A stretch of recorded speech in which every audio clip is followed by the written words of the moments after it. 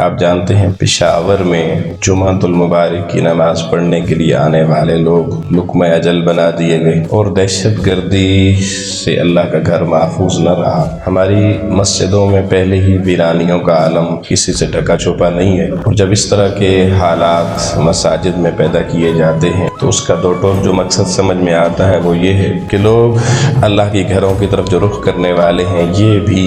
रुक जाएं इस तरफ आने से। पहले ही हम कई इब्तिलाओं का शिकार हैं, कभी कोरोना की आड़ में मसाजिद पे बंदिशें, लोगों को रोकना, और जब वो चालें भी ख़त्म हो जाती हैं तो फिर दहशतगर्दी की आड़ में मसाजिद को दहशतगर्दी का निशाना बनवाना,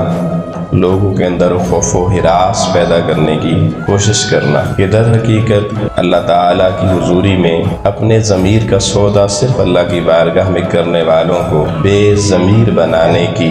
एक बहुत बड़ी जसारत और कोशिश होती है।